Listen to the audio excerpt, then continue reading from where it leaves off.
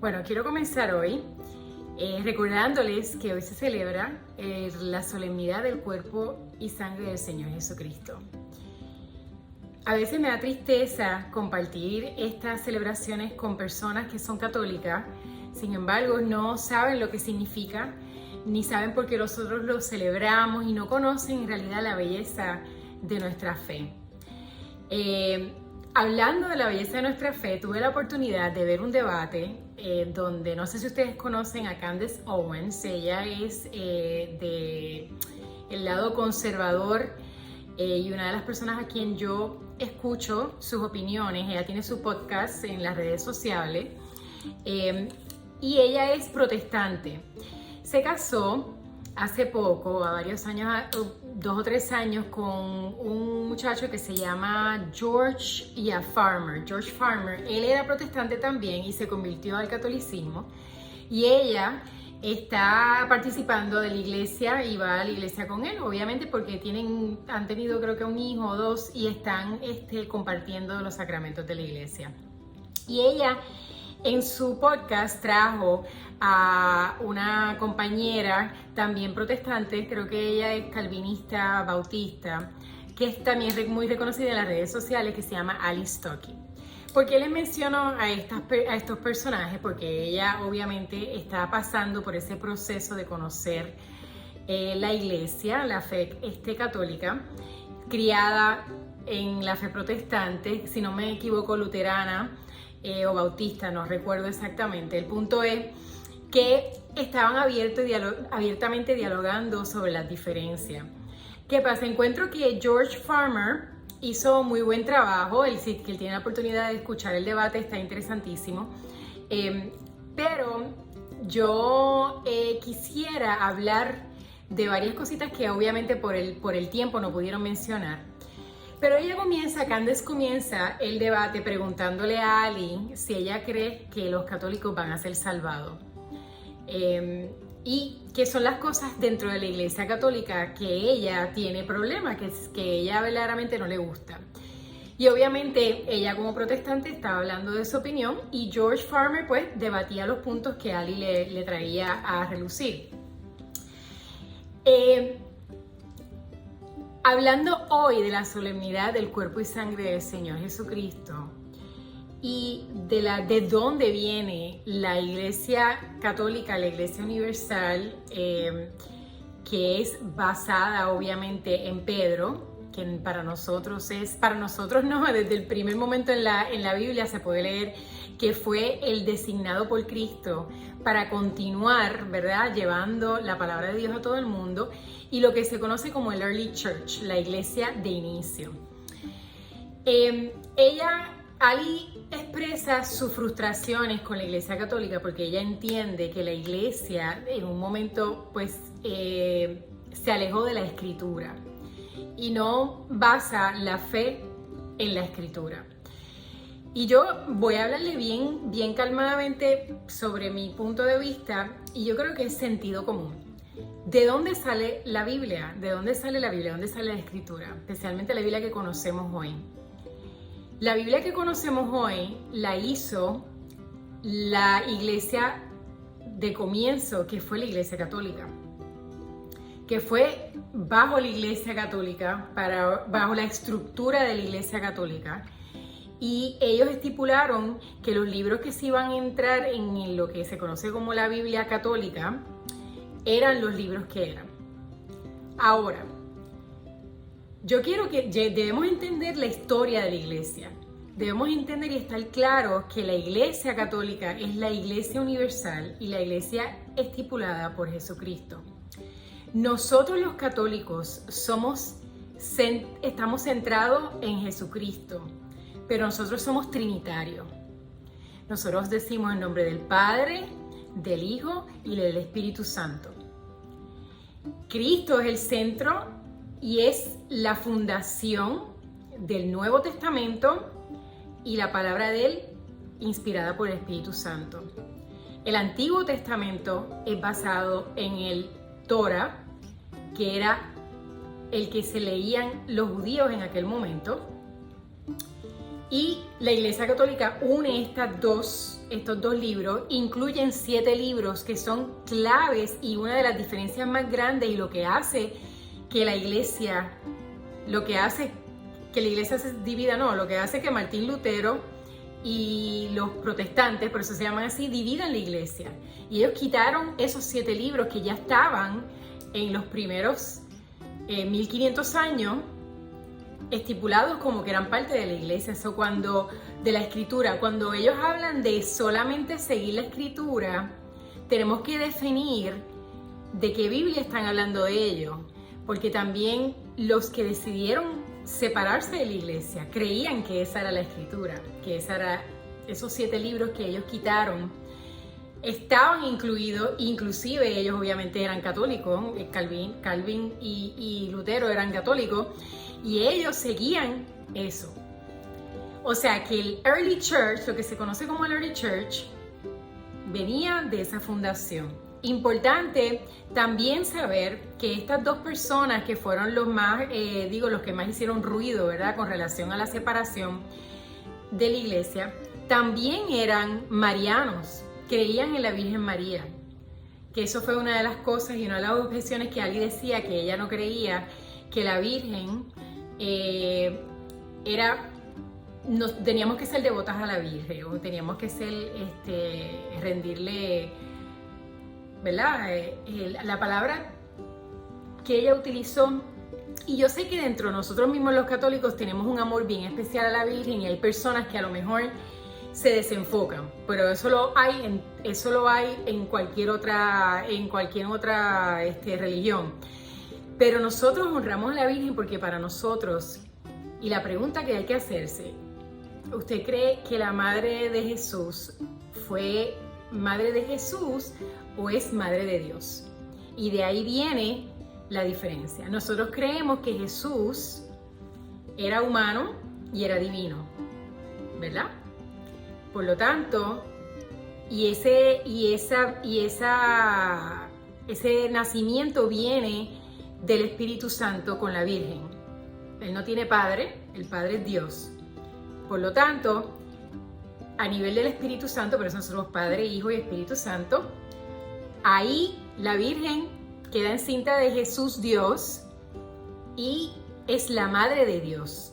Al ser la Madre de Dios, ella tiene su respeto, ella tiene nuestra veneración, nuestro entendimiento, porque ella es Madre de Dios. Eso es bien importante, y yo creo que en la historia de la Biblia, si uno se pone a leer el primer milagro que Jesús hizo, lo hizo porque su madre se lo pidió.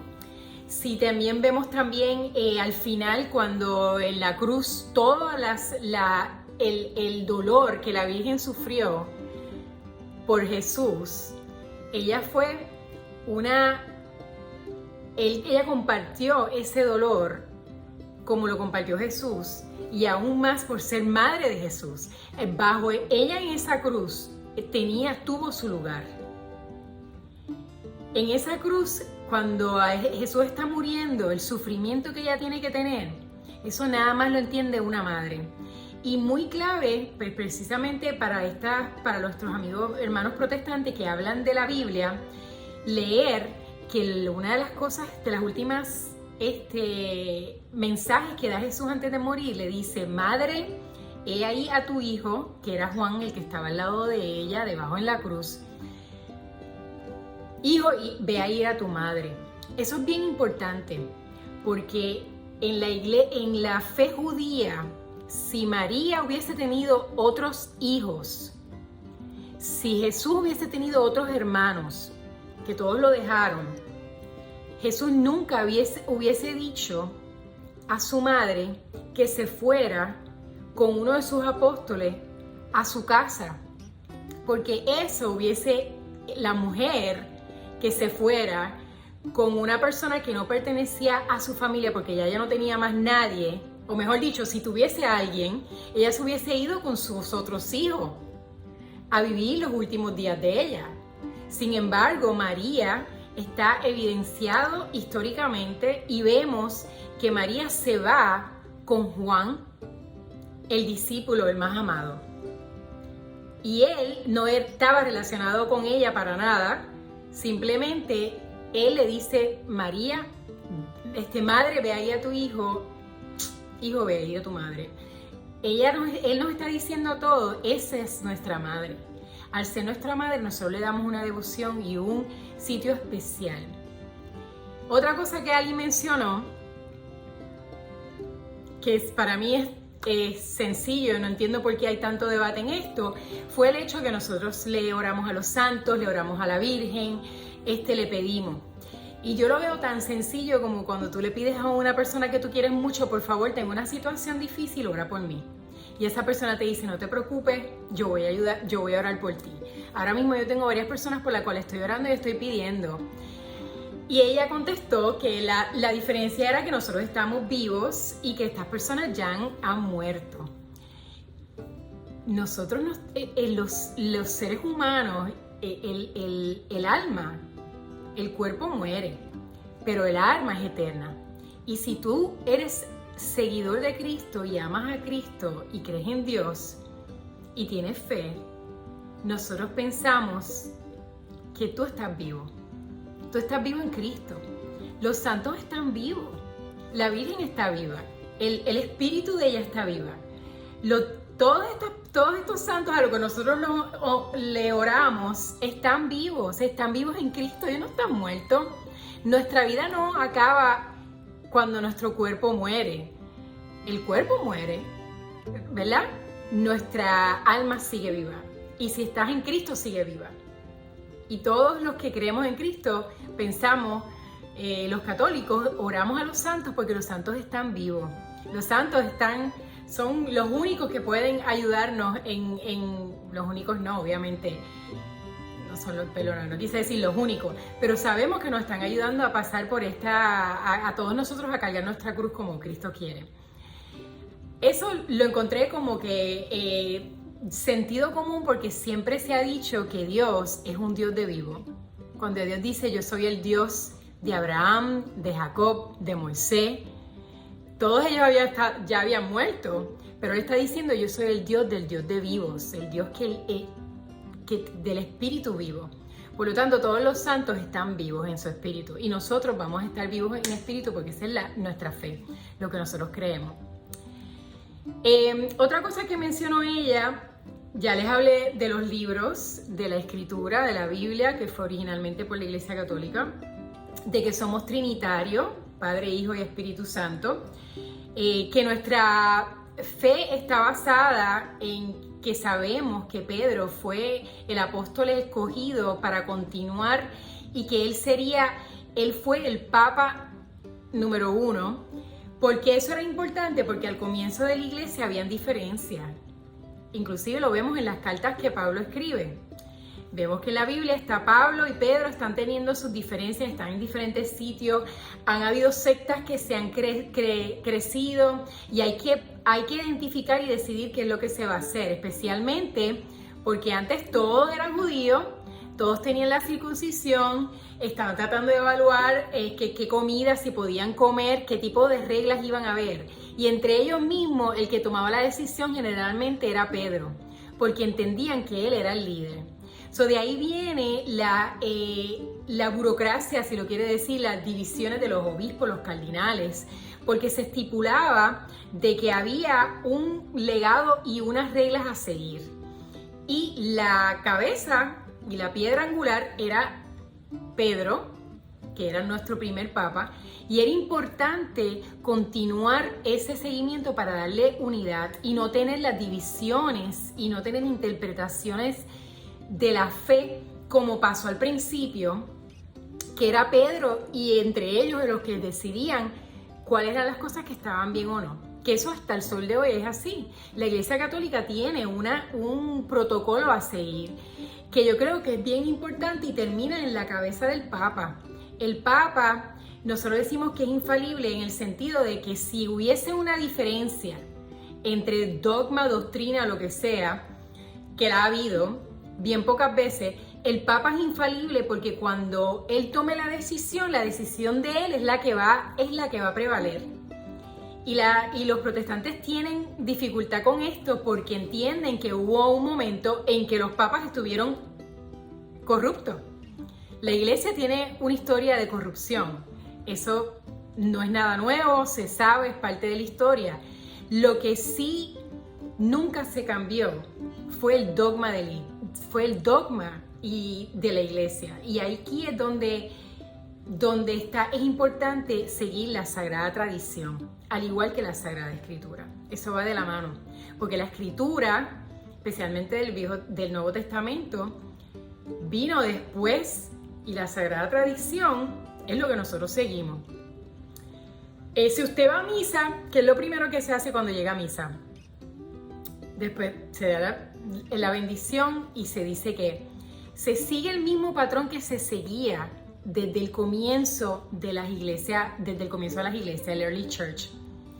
Inclusive a los católicos, los cristianos, una de las cosas que la gente le asustaba era porque practicaban la Eucaristía y se decían que la iglesia estaba practicando el canibalismo. Eso está escrito en la historia de una de las razones por la cual tanto los judíos y otras personas tenían su duda de convertirse al cristianismo porque pensaban que ellos ¿qué hacían? Comiendo el cuerpo y sangre de Cristo.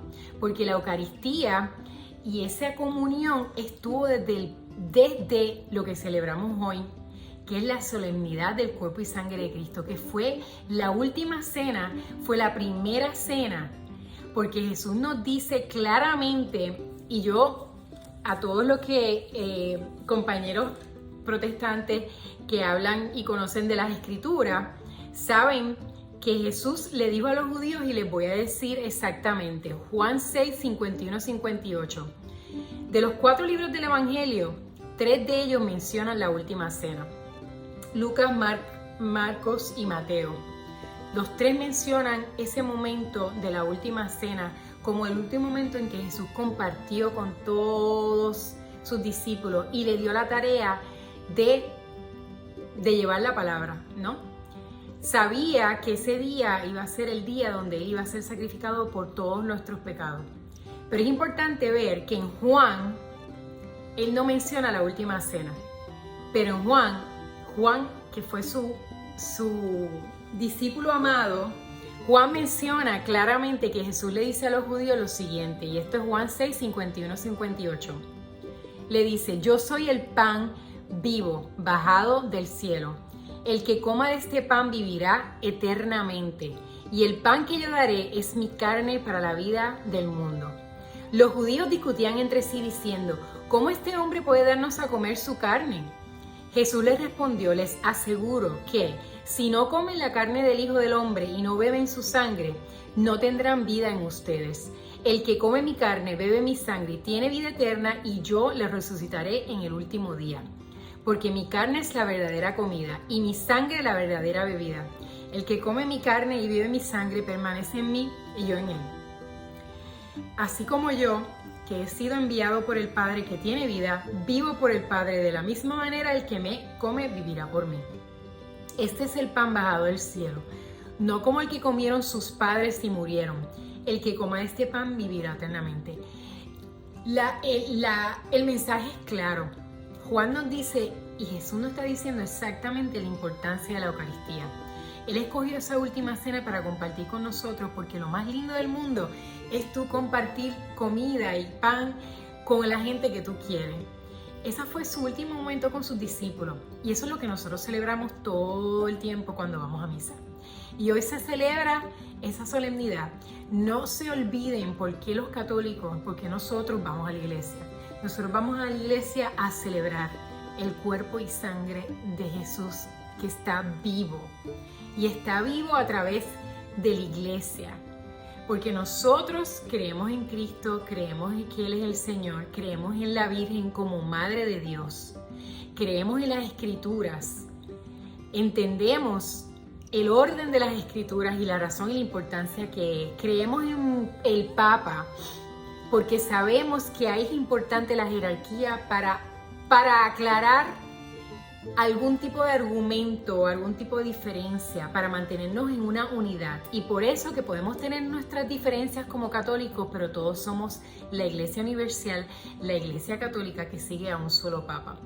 Le pregunto a mis amigos protestantes, vengan a la Iglesia Universal, regresen a casa, regresen y participen de lo más lindo que es la Eucaristía, de los sacramentos que lo único que hacen, el ayuno, el hablar con tu madre, la Virgen, el hablar con los santos que están vivos en Cristo, lo único que va a hacer eso es amar tú más a Dios, tú amar más a Jesucristo, porque eso es lo que pasa. Y la uniformidad que hay en la iglesia, tú puedes ir a la misa de cualquier país latinoamericano, como Europa, como China, bueno, no sé si hacen misa en China, en Japón, en donde quiera. Y lo lindo es que hay una uniformidad porque todos decimos el credo, todos reafirmamos nuestra fe, todos hacemos el gloria y el aleluya. Y reconocemos como hacían al principio los judíos. ¿Qué era lo primero que hacían los judíos? Pedían perdón cuando entraban al templo. Hacían un sacrificio, nosotros pedimos perdón, los católicos pedimos perdón, nosotros toda la primera parte es igual. Leemos el Antiguo Testamento porque es el Torah, es lo que leían los judíos. Los judíos escuchaban la palabra del Antiguo Testamento, cantaban salmos como hacemos nosotros. Después los cristianos, los primeros católicos, lo que hacían era recibían cartas. ¿Por qué la Biblia tiene cartas? Porque Pablo le escribía cartas a los que se reunían en el nombre de Cristo. La carta de los Corintios, la carta de los Efesios, la carta de Pedro, todas esas cartas recibieron correspondencia, las leían esas personas que se reunían. Y después de que leían esa carta, por eso es que la segunda lectura siempre son las cartas de Pedro, las cartas de Pablo, de San Pablo mayormente, o los Actos de los Apóstoles. Eso es lo que se lee, porque eso es lo que se leía. Y después viene el Evangelio. Y lo más lindo que es, se hace la Eucaristía, se hace la consagración. No dejen de ir a misa, mi gente, es el cuerpo de Cristo, créanlo. Es bien importante que participemos y entendamos lo que es la solemnidad del cuerpo y sangre de Cristo. A nuestros amigos protestantes, calvinistas, les exhorto a que vean el debate de Candace, está muy bueno, pero sinceramente reafirmo, uno cuando verdaderamente conoce la historia de la iglesia y entiende, estamos aquí y la diferencia es marcada. Vuelvan a casa. Regresen, que lo estamos esperando. Que tengan un lindo día.